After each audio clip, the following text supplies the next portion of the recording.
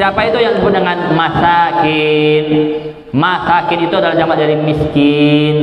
Apa itu orang miskin? Orang yang dia kerjaannya ataupun usahanya hanya mencukupi kebutuhannya untuk satu hari saja.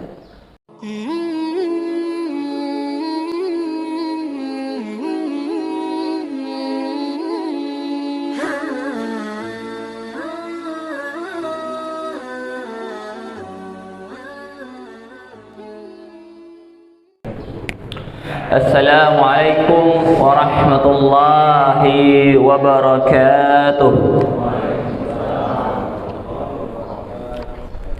Alhamdulillahi wa kafa, wassalatu wassalamu ala nabiyil mustafa wa ala alihi wa sahbihi wa mawala.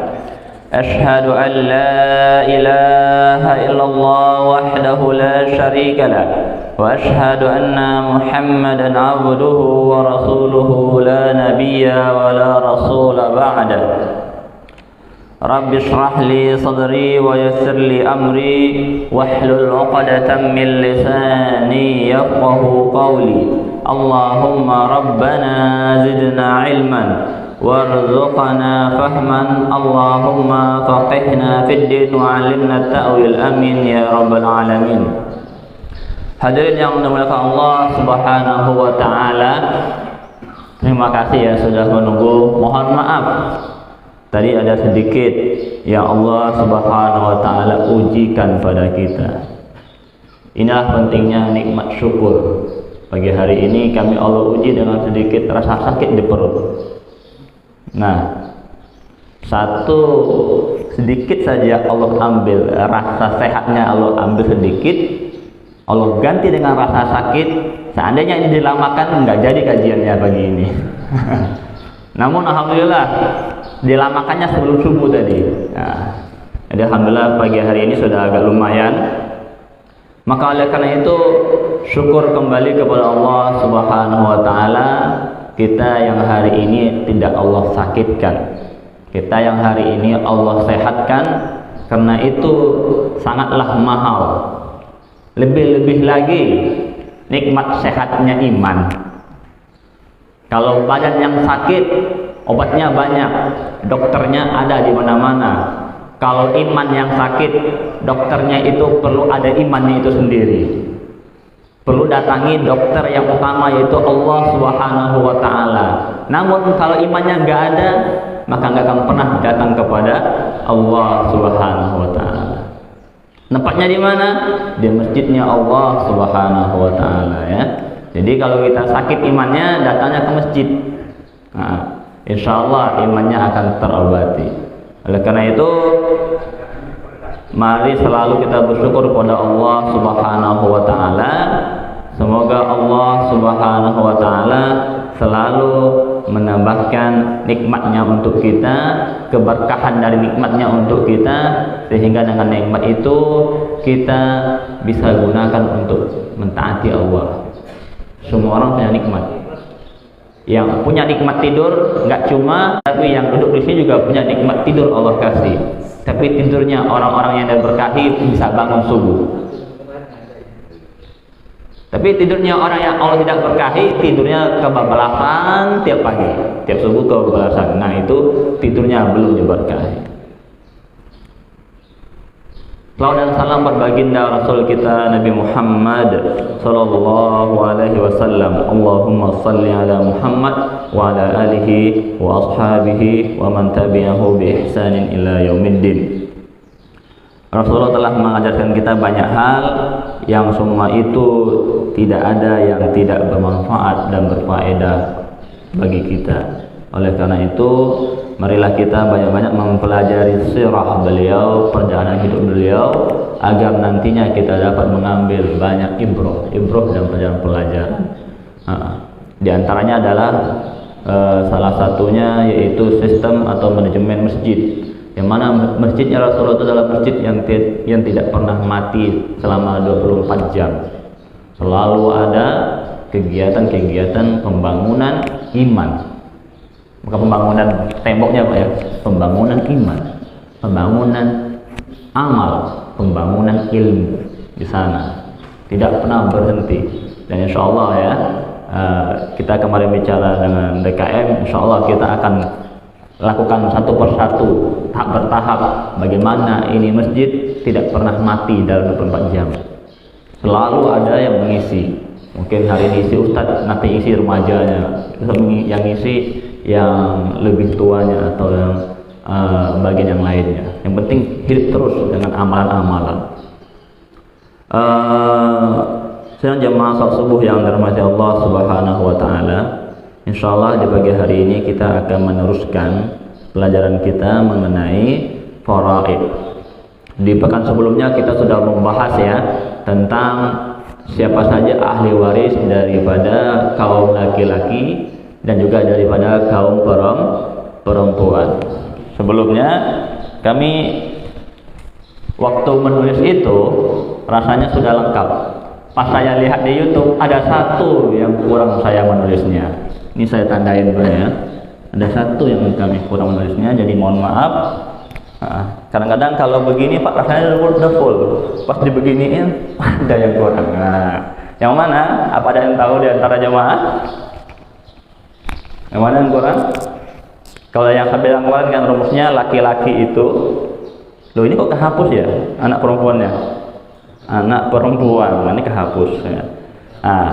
Laki-laki itu dia itu memiliki cabangnya kedua ke bawah ya, ke bawah sekali. Kalau ke atas juga sekali dan di situ ada perempuannya. Maka di sini ada nenek dari bapak.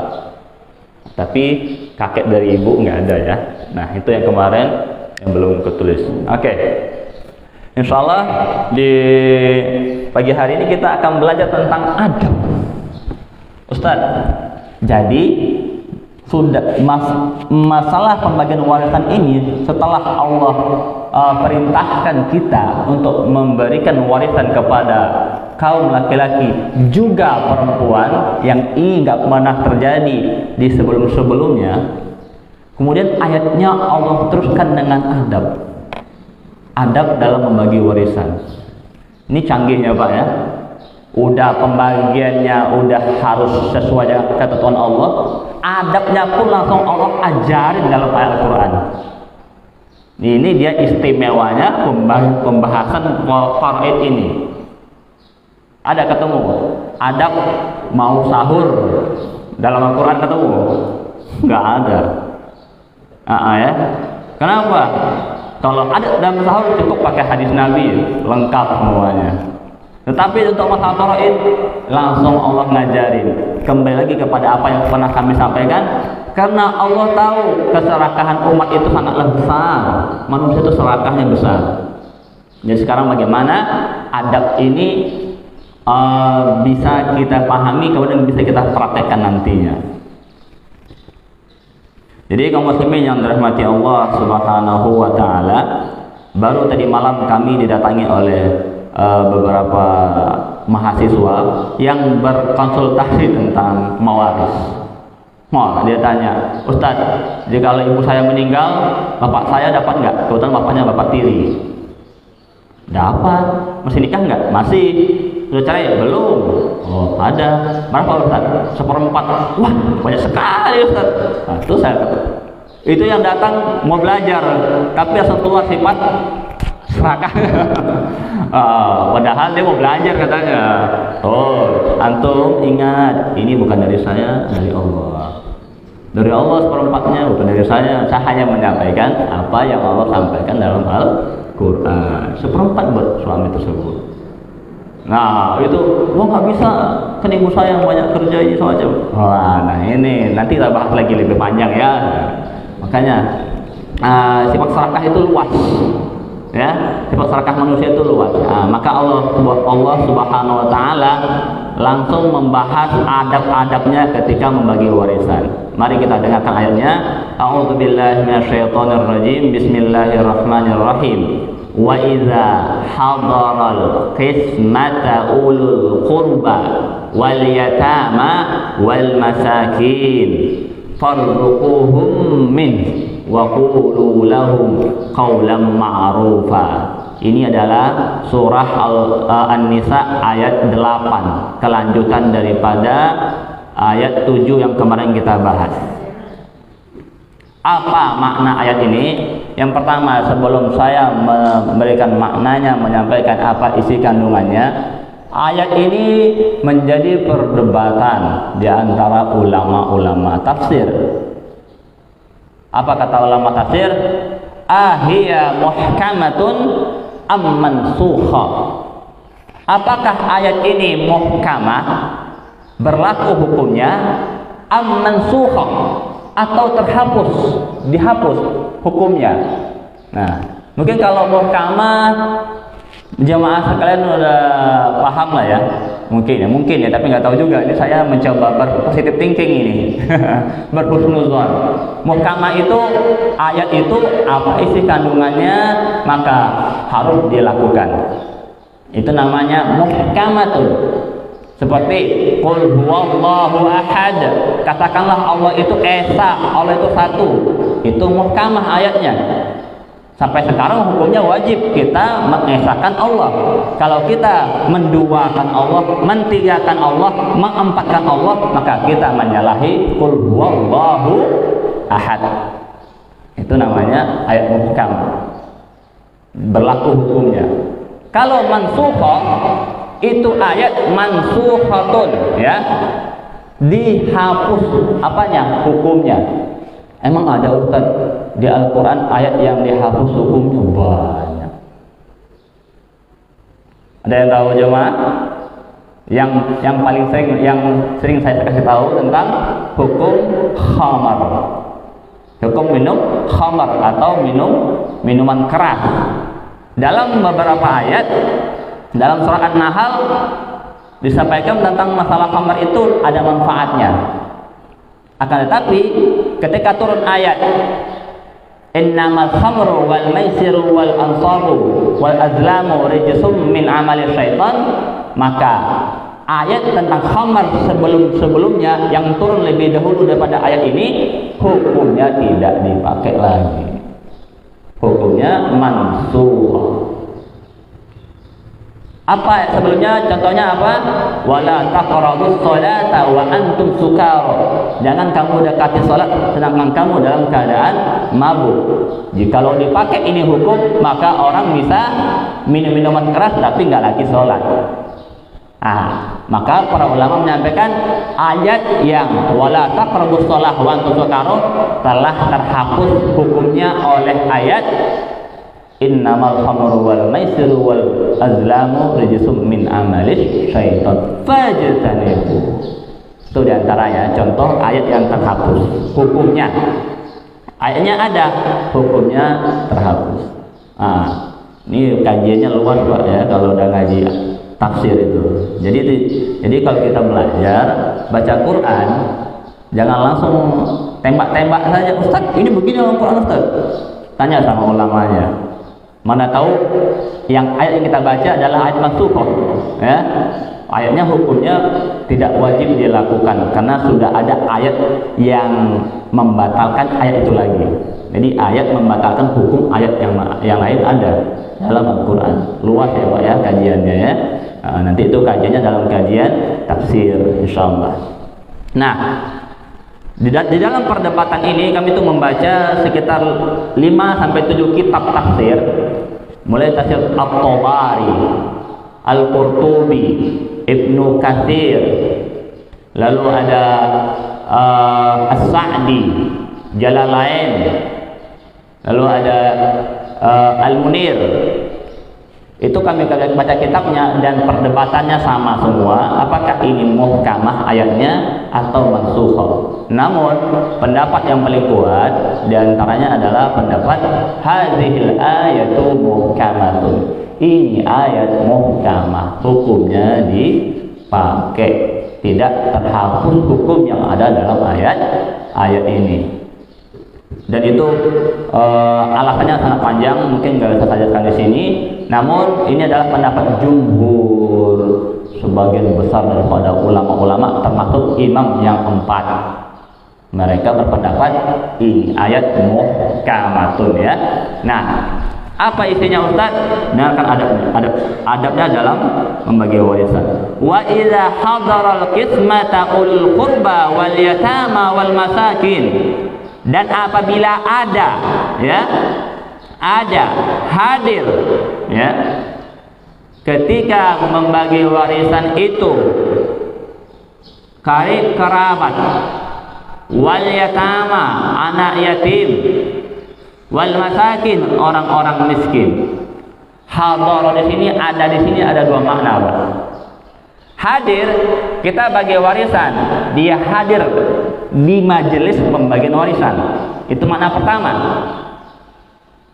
Makna kedua, hadir di sini atau ada di sini adalah kita bagi warisan di masjid ini. Akan tetapi di kampung ini masih ada kita punya kerabat, alias dia masih hidup. Dia tahu, dia dengar, oh si A meninggal istrinya, sekarang lagi bagi warisan itu di masjid sama ustadznya. Dia dengar, dia hidup di situ, di dekat situ. Ada dua makna tadi ya. Pertama, dia benar-benar hadir di majelis yang lagi memperhitungkan warisan. Atau yang kedua, dia tahu, dia dengar, ataupun dia mendapatkan informasi adanya pembagian warisan tentang keluarganya. Nah, bagaimana hukum mereka nanti? Nanti kita teruskan. Wa idza hadaral qismata ulul qurba, karib kerabat. Siapa maksudnya karib kerabat di sini? Huwa, mereka adalah laisa minal warisin atau laisa minal ladzina yastahiqu al-warasah. Orang yang tidak termasuk yang berhak menerima warisan di saat itu. Ya. Saya contohkan. Kan karib kerabat itu luas, Pak. Betul tidak? Karib kerabat itu sangat luas. Ini kan ahli warisnya. Ini kan ahli waris. Di antara ahli waris ini kan sebagaimana telah kami sampaikan sebelumnya, keadaannya nggak semuanya dapat ketika ada pembagian warisan, betul? Hanya orang-orang tertentu. Nah, ada pula orang-orang tertentu itu nggak dapat pula hak di antara ahli waris ini. Contohnya, almarhum di sini meninggal. Dia punya anak laki-laki, punya anak perempuan. Ya. Maka ketika dia punya anak laki-laki dan anak perempuan, yang berhak menerima warisan hanyalah ini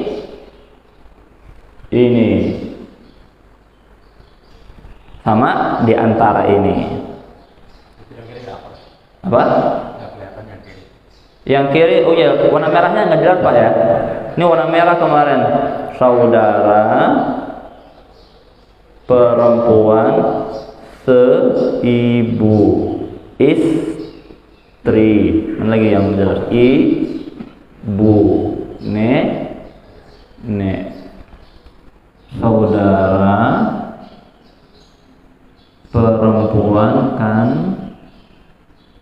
kandung, saudara perempuan seibu. Nah, karib kerabat yang pertama yang dimaksudkan ayat ini adalah orang dia di antara ahli waris. Namun karena keadaannya dia orang yang cukup jauh kayak cucu, saudara-saudaranya, paman, sepupu, ponakan, kakek nenek, mereka nggak dapat di sini. Maka inilah dimaksud dengan karib kerabat dalam ayat ini ya. Ini yang pertama ya. Maka mereka ini yang dimaksud oleh ayat ini, bukan yang ini. Kalau yang di sini mereka kan sudah dapat bagian. Nanti pembagiannya dalam surat An-Nisa ayat 11. Ada nanti. Ini kan masih ada 8 ya. Nah, bagaimana hukum mereka ini nanti kita lanjutkan nanti. Ini yang pertama ya, karib kerabat yang termasuk di antara ahli waris namun di saat itu dia tidak berhak karena terhalang, ya, terhalang oleh orang-orang ini. Itu satu, ya, terhalang. Yang kedua, ya. Yang kedua, dia termasuk di antara mawani'ul irsi, orang yang terlarang. Tadi terhalang, terlarang, Pak. Dikit-dikit aja ya, beda kata-katanya. Terlarang. Emang ada Ustaz yang terlarang? Ada. Dia anak laki, dia anak perempuan, dia suami, dia istri, dia orang tua, bapak, segala macam, pokoknya orang dekat. Akan tetapi bisa terlarang, Pak. Bisa terlarang dari warisan. Siapa aja sih itu, Ustaz? Betul. Sudah ada yang mau tahu ya? Masya Allah. Namanya qatil. Qatil, pembunuh, ya. Mungkinkah? Mungkin saja. Di TV ada banyak beritanya, ya. Bapak bunuh anak, anak bunuh bapak, istri bunuh suami, suami bunuh istri.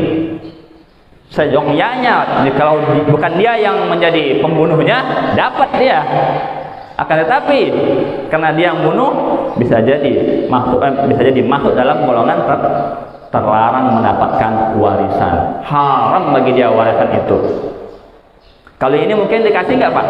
Kalau yang begini, yang bunuh, kemungkinan nggak usah dikasih ya. Kalau dalam ayat ini ya, orang dia yang bunuh gitu kan. Oke. Tapi ada, Pak, dia terlarang tetapi kita kasihan sama dia. Ini saya kasih tahu ya, yang kasihan tuh loh. Kalau yang ini kan mungkin nggak apa-apa lah, dia yang bunuh nggak usah dikasih lah begini gitu. Nah, karena dia yang bunuh. Sekarang ini,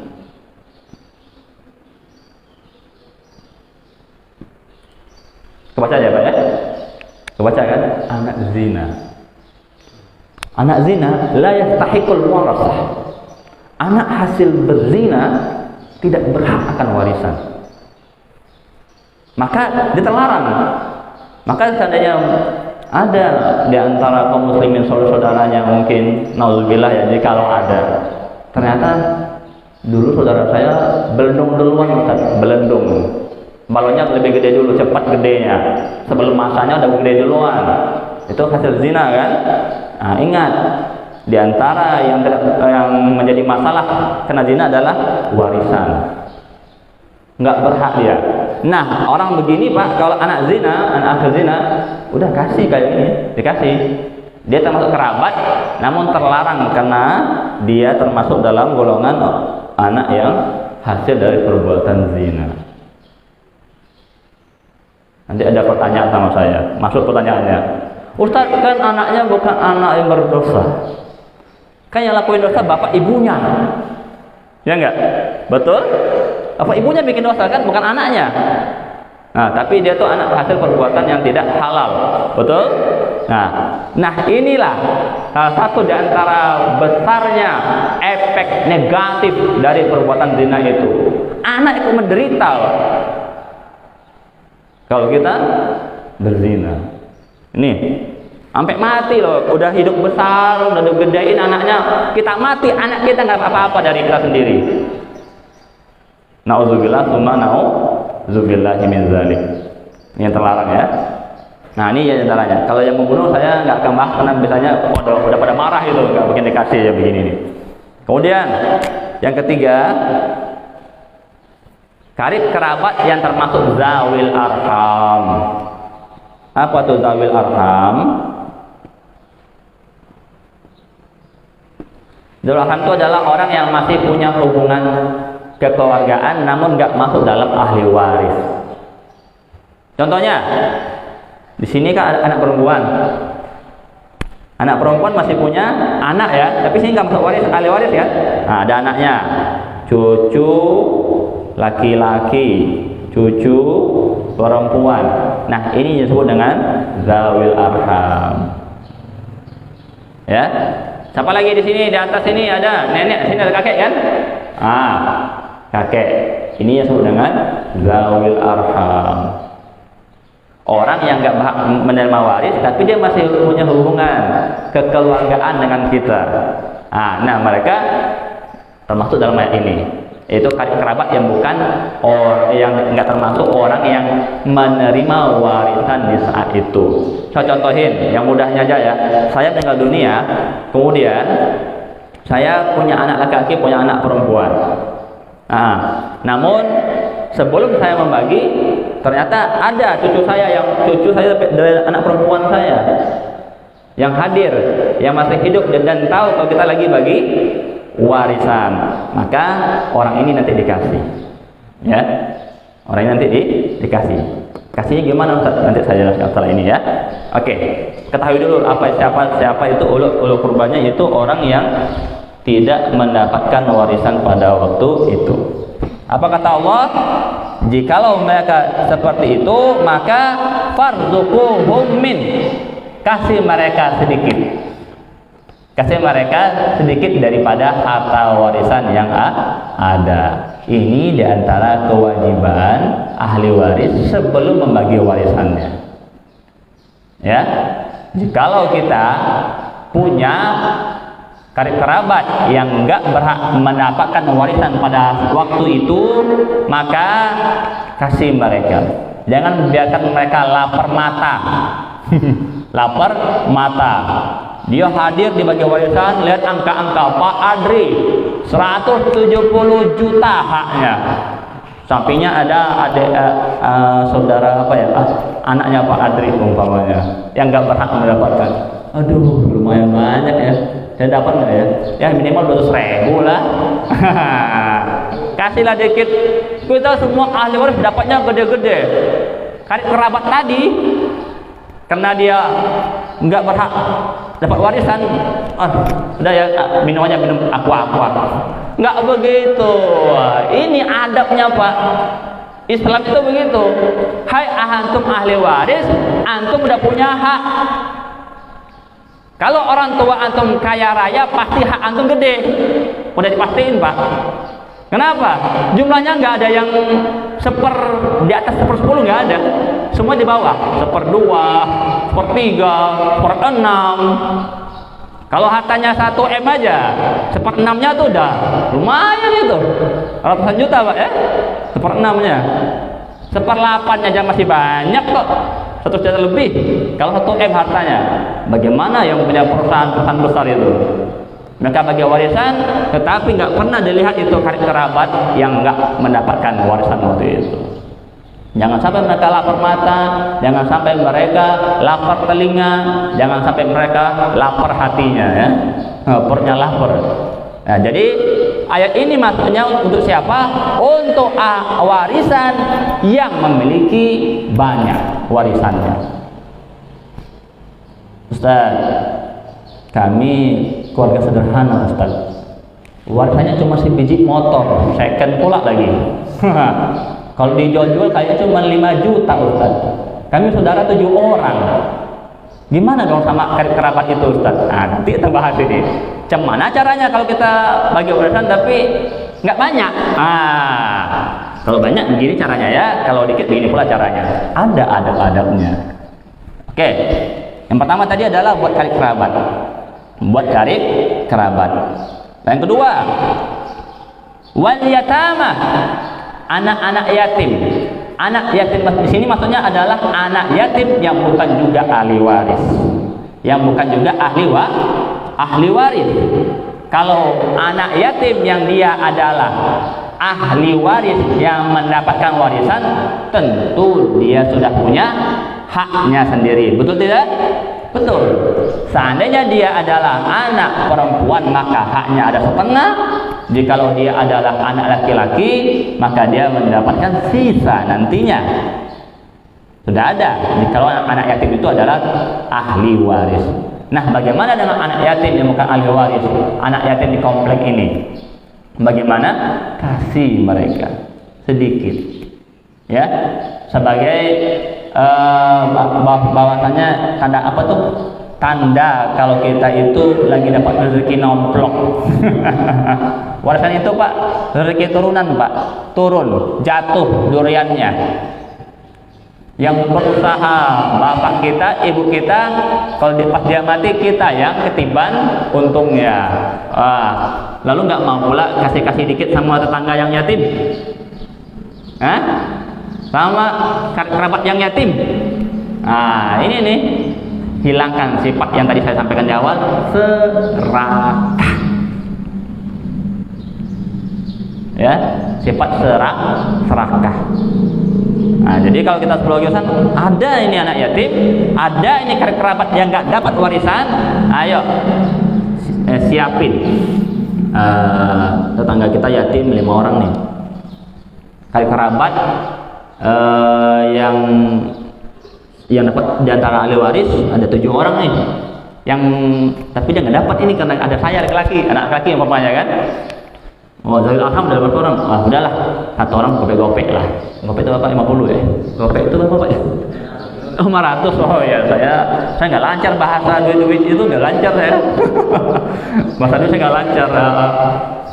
Oke, gopek 500 itu bukan rupiah ya. Umpamanya 500.000 jikalau gede warisannya. Nah, ya, dihitung itu. Jangan cuma nanti tetangga cuma dengar aja kita bagi warisan. Aduh, mereka bagi warisan itu perusahaan satu bangunan 500 tingkat itu buat punya bapak si A. Ini punya bapak si B. Semua tetangga kita, yang tetangganya yang miskin, yang anak yatim cuma liatin doang gitu. Ya, nggak bisa Pak ya. Jadi diantaranya para sahabat itu, ketika mereka bagi warisan, maka mereka akan membagi-bagikan makanan. Nah, diantaranya adalah bagi-bagi makanan. Dulu kan orang warisannya itu ya dalam bentuk emas, ya, bidang ternak gitu. Itu warisan ternaknya itu disembelih Pak, bagi-bagi ke masyarakat yang tadi adik kerabatnya, anak yatim. Sebelum dibagi Pak, ya, sebelum ya. Sebelum dibagi-bagian dulu. Tetapi tadi ya, sebagian kecil ya, hartanya 10M, dibagi-bagi situ tuh ya paling 10 jutanya bagi-bagikan. Atau 10M nanti kena perpernya Pak, kena harta warisannya nanti, jangan terlalu banyak. Tapi intinya untuk menghilangkan lapar matanya orang-orang tersebut. Ya, terus yang ketiga, siapa lagi yang mesti kita kasih? Wal masakin, orang-orang miskin. Orang miskin dikasih sedikit-sedikit sebagai pelepas lapar matanya mereka. Nah, ini adab Pak, adab. Supaya apa? Allah hilangkan sifat bakhil sama sifat abangnya bakhil namanya syah, membahil. Jadi ada sifat bakhil, ada pula jelasnya lagi yang lebih bakhil lagi namanya itu ya. Nah, itu supaya hilang dari diri kita. Semua ahli warisnya hilang sifat itu, silahkan dibagi-bagikan. Tapi jangan semuanya, jangan sampai banyak-banyak. Kecuali ada wasiat, baru itu diberikan sesuai dengan apa yang disampaikan oleh sang mayit sebelumnya, namun tidak melebihi sepertiga. Nah, apa kata Allah? Farzuquhum min, kasih mereka dari harta itu, dari harta warisan itu. Wa qulu lahum qawlan ma'rufa. Ingat ya, yang tadi itu berlaku untuk yang punya warisannya banyak. Kalau nggak banyak warisannya, wa qulu lahum qawlan ma'rufa. Pas lagi bagi warisan, mereka hadir, sediakan kue-kuenya, kasih botol aquanya. Setelah itu, assalamualaikum warahmatullahi wabarakatuh. Saudara-saudara semua, setelah kita pelajari, ternyata ahli warisnya adalah saya, adik saya, ibu saya. Sedangkan saudara-saudara lain dalam ilmu faraid, mohon maaf, nggak punya bagian. Nggak dapat bagian hari ini. Tapi karena warisan cuma 5 juta, ini dibagi-bagi juga dikit. Kami ucapkan terima kasih atas kehadiran Bapak-bapak semua. Mari mudah-mudahan Allah berkahi rezeki kita dan Bapak semua. Mungkin nanti kami kirimkanlah 1 bungkus bebek kaleo umpamanya. Gitu aja udah, nggak usah dikasih. Kalau dikit, wa qul lahum qawlan ma'rufa. Katakan kepada mereka, perkataan-perkataan yang baik. Jangan nanti kita punya kerabat nggak dapat warisan, dia hadir, lu ngapain ke sini? Ente nggak punya bagian, sana pulang. Nggak boleh begitu.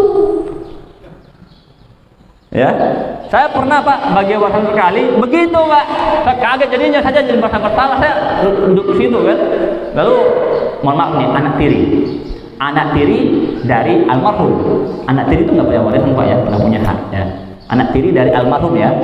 Jadi bapak itu meninggal istrinya, kemudian nikah lagi sama istri yang baru, dan istri baru ini bawa anak, udah bawa anak ya. Ini kan anak tiri kan, bukan darah daging daripada si bapak ini. Kemudian bapak ini meninggal. Pas bapak ini meninggal lah, baru mereka datangi saya untuk bagaimana cara bagi warisnya. Maka dia tanya, Ustaz, kata ibunya nih, anak saya dapat bagian nggak Ustaz? Dalam Islam, anak tiri tidak ada hubungan, nggak punya jalur buat dapat, nasab nggak masuk, pernikahan pun juga tidak, gitu kan? Jadi kata Allah, Bu, nggak dapat. Abangnya yang lain, udah kalau gitu pulang aja itu. Suruh pulang. Akhirnya dia panas, pulang. Aduh, saya belum sempat ngomong ini. Astagfirullahaladzim. Ini menyalahi ayat kan? Jadi kalau ketemu saudara kita hadir, kita punya mau bagi warisan nih. Kita udah tahu yang berhak cuma beberapa orang saja. Tapi yang hadir puluhan orang, ya nggak apa-apa, biarin aja Pak. Ya silakan masuk. Suruh semuanya masuk, silakan masuk. Nah, kalau banyak, yaudah kasih. Kayak yang tadi saya sampaikan Quran, kasih mereka. Kalau dikit ya kasih senyuman, terima kasih telah hadir dan mohon maaf, begitu Pak. Ini adabnya yang kita jarang miliki hari ini. Iya, hari ini sudah banyak warisannya, tapi cuma dengar doang ini orang-orang yatim, karib kerabat, ya. Cuma dengar doang ceritanya. Nggak ada tuh dapat nasi bungkus tiba-tiba ke rumah tuh nggak ada. Ada Pak hari ini. Nah ini kita kurang dalam mengamalkan Al-Quran. Ini dia adab daripada membagi warisan. Itu adabnya ketika sebelum membagi warisan atau pada saat membagi warisan tersebut ada datang begini, maka inilah caranya. Yang pertama, kasih orang yang hadir dari karib kerabat kita, dari golongan anak yatim dan dari orang miskin, kasih mereka bagiannya sedikit di antara warisan tersebut. Lalu yang kedua, katakan kepada mereka perkataan yang baik. Pas ngasih cuma 200.000, bilang maaf Pak, cuma segini kita bisa bagi-bagi. Karena Bapak bukan di antara ahli waris. Gitu. Nah sekarang saya mau tanya, siapa tuh anak yatim? Al-yatama man mata abuhu wa huwa shaghir. Yang bapaknya meninggal dan dia masih kecil. Kalau udah segede saya ini bapak meninggal, ya saya bukan yatim Pak. Ya, nanti pendengaran Ustaz itu bapaknya meninggal, hadir saya di acara bagi warisan, wah anak yatim silahkan dikasih. Enggak ya Pak ya. Wa huwa shaghir. Apa tuh wa huwa shaghir? Lam belum balik. Jadi dalam Islam itu orang yang sudah balik itu dia sudah mandiri, sudah menemukan jati diri. Tapi sayang 1000 kali sayang, kalau zaman sekarang baliknya kecepatan kayaknya Pak ya. Umur 10 tahun udah balik anak-anak tuh. Jadi baliknya kecepatan dibanding kedewasaannya gitu. Kalau dulu orang balik, anak itu udah balik, dia udah tahu kewajibannya. Bahkan dia sudah bisa menjadi panglima perang seperti Usamah bin Zaid. Bisa jadi panglima perang padahal baru 15 tahun dan baliknya 15 tahun pula balik umurnya. Nah sekarang tuh perbedaan balik zaman sekarang sama zaman dulu tuh beda gitu kan. Jadi kalau sekarang tuh Ustaz, aku mau kasih anak yatim 11 tahun, udah balik belum? Udah Ustaz, dia udah mimpi 3 kali Ustaz. Aduh gimana ini, tapi masih 10 tahun tapi udah 3 kali mimpinya. Tahu mimpi ya Pak ya? Bukan mimpi lihat bulan Pak, mimpi yang lain itu maksudnya. Atau yang perempuan, dia masih kecil, masih SD kelas 4, Ustaz, anak yatim Ustaz. Udah balik belum ya?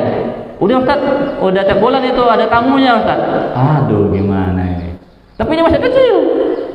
Nah ini sekarang tuh kita tuh ketika ingin menghitung ini yatim atau bukan, kadang-kadang tuh repot Pak ya. Karena baliknya anak zaman sekarang tuh lebih cepat dibanding usianya.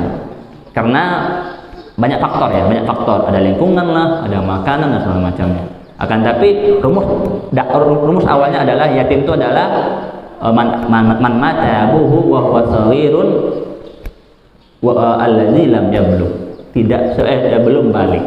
Kalau udah balik keluar dari kategori yatim. Itu rumus dasarnya. Jadi bagaimana Ustaz dengan yang tadi yang saya sampaikan yang barusan? Dia anak yatim, dia masih kecil tapi udah balik, namun belum bisa apa-apa. Namanya 10 tahun kan gitu, masih pandainya main PUBG, pandainya baru ya. Nah, ini gimana Ustaz? Nanti kita bahas untuk masalah kemana perginya yatim ini kan, secara luas ini, kalau zaman sekarang ini ya. Kemudian siapa itu yang disebut dengan masakin? Masakin itu adalah jamak dari miskin. Apa itu orang miskin? Orang yang dia kerjaannya ataupun usahanya hanya mencukupi kebutuhannya untuk 1 hari saja atau 1 bulan saja. Gaji sebulan cuma buat sebulan gitu. Kalau gajinya nggak turun, nggak makan nih akhir bulan. Wah, tanggal tua ya. Nah, kalau bulan ini gajinya telat 1 hari, maka insya Allah mie instan gitu. Nah ini ya, bisa masuk orang miskin, bisa. Nggak bisa makan nasi dia, karena baratnya udah habis. Nggak bisa makan ikan dia, karena ikannya udah nggak ada, nggak bisa balik lagi, karena nggak ada lagi duitnya. Maka orang yang dalam rentang waktu sehari atau sebulan, cuma cukup buat sebulan saja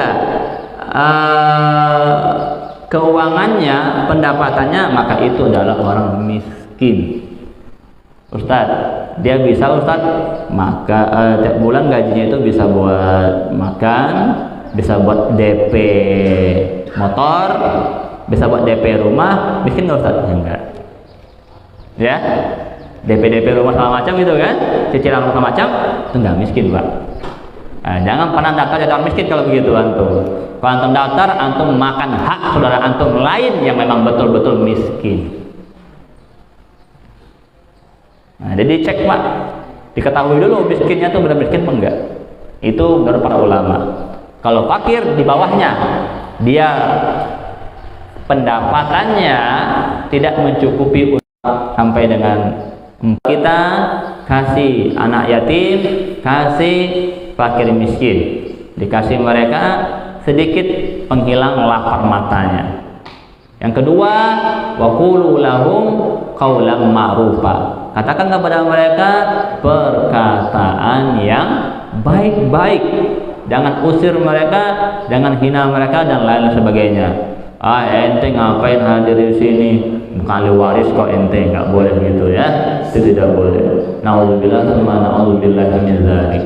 Sebelumnya saya ini sudah mulai nggak fokus nih Pak. Yang di belakang tuh udah banyak sekali tuh. Saya gimana nih? Ini mau tutup atau buka lagi nih? Saya masih mau nerusin tapi melihat di belakang udah pada ready. Udah jam 6 kata ya? Saya ngomong kok. Saya baru ngomong kok udah jam 6 aja. Oke. Baik Pak. Jadi itu 2 adab dulu ya. Nanti ada lagi adab yang ketiga. Saya mau boleh nggak Pak terus sekarang? Betul nih? Nggak apa-apa ya? Oke, kita terusin ayat yang ke-9. Wal yakhshal ladzina law taraku min khalfihim dzurriyyatan di'afan khafu 'alaihim falyattaqullaha wal yaqulu qawlan sadida. Saya ambil inti-intinya langsung aja ya. Oke, karena sudah pada siap nanti udah pada nggak fokus. Oke. Kemarin ada pertanyaan kepada saya, mungkin juga ada di antara jemaah, boleh nggak Ustaz semua harta sebelum meninggal kita hibahin saja? Ya Pak Ade kesananya ya, boleh nggak Ustaz dihibahin saja kepada anak-anak semua atau pada yang lainnya, atau diwakafkan atau disedekahkan sebelum kita meninggal? Ini ayatnya Pak. Ini adab kalau mau mati itu adabnya begini.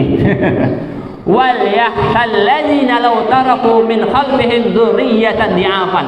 Dan hendaklah setiap orang itu yahsha, takut dia. Takut sampai ke hati, Pak, sampai ke jiwa, khawatir bahasa kita ya. Khawatir. Law taraku min khalfihim dzurriyyatan di'afan. Jikalau saja mereka meninggalkan orang setelahnya, yaitu para keturunan, di'afan, dalam keadaan lemah.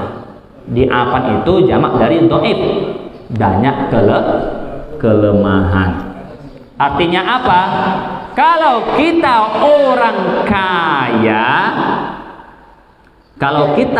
kaya, maka boleh-boleh saja ya. Kalau maaf, terbalik saya ngomongnya. Jikalau ahli waris kita sudah pada kaya-kaya, ya, garis bawah Pak ya, ahli waris kita sudah pada kaya-kaya, maka boleh-boleh saja sebelum meninggal harta kita habiskan untuk hibah, untuk wakaf, untuk sedekah dan lain sebagainya. Akan tetapi jikalau ahli waris kita orang yang membutuhkan warisan itu, nggak kaya, sederhana Pak, nggak kaya, miskin Pak, ini bahaya lagi nih, haram Pak, nggak boleh Pak. Kita kaya nih, anak miskin, semua sedekahin aja lah, biar dia mati sendiri, nggak boleh.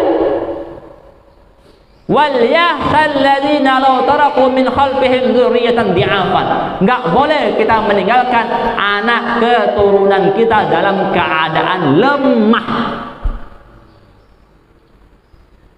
Harus dikuatkan. Nah, di'afan ini maknanya banyak lagi Pak ya. Saya kasih tahu adab yang ketiga saja langsung. Ini intinya saja, nanti kita bahas ayat ini lebih mendalam di pekan selanjutnya. Jadi kalau mau hibah, lihat dulu kondisi ahli warisnya. Kalau miskin, nol hibahnya. Nggak usah hibah dulu lah sama yang lain, ya. Nggak usah hibah dulu kepada yang lain ya. Tapi kalau hibah ke ahli waris ya boleh-boleh aja. Kan hibah ke ahli waris, kan dia miskin. Tapi kalau hibah ke lain, Ustaz, saya itu punya niat bangun masjid Ustaz. Oh ya, bagus. Anak saya miskin Ustaz. Oh nggak boleh. Nggak boleh. Anaknya miskin kan. Nah, kalau nanti dihibahkan ke masjid, antum meninggal, anak antum nggak dapat apa-apa, nggak dapat bantuan, lemah dia nanti, repot. Ustaz, saya orang kaya Ustaz, anak saya semua sukses, satu pilot, yang kedua kopilot, yang ketiga pramugarinya. Wah sudahlah Pak, kalau gitu terbang sama-sama mereka. Bapak mau apa? Saya mau bangun sekolah pakai harta saya. Boleh, masih silahkan. Karena udah pada kaya, udah pada punya pendapatan yang enggak ya, istilahnya kalau seandainya warganya dibagi pun mereka nggak butuh-butuh juga gitu. Boleh. Nah, ini adabnya Pak ya. Jadi ya, Allah itu sudah lengkap-lengkap ini membahasnya. Mulai dari waktu pagi sampai sebelum mati dikasih tahu ini adabnya. Ya, ini adabnya. Jangan dihabiskan harta kita jikalau ahli waris kita dalam keadaan lemah, tapi boleh dihabiskan sebelum meninggal jikalau mereka dalam keadaan kuat, dalam keadaan memiliki kelebihan ataupun kekayaan. Nah, ini yang saya bahas baru satu intinya yang berhubungan dengan warisan. Makna di'afan di situ luas maknanya, namun akan saya bahas lagi di pertemuan yang selanjutnya insyaallah ya.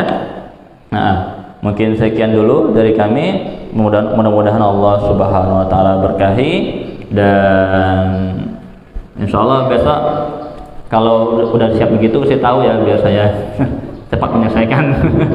Ini saya lihat sendiri ini, soalnya jemaah nggak lihat ya, jadi nggak fokus, saya nggak fokus jadi.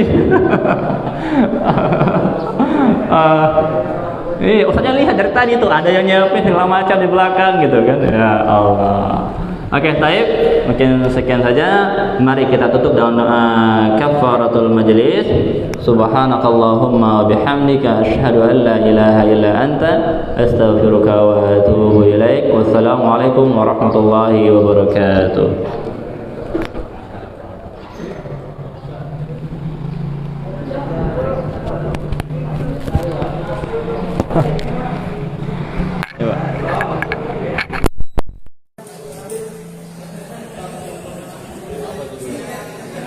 Adab.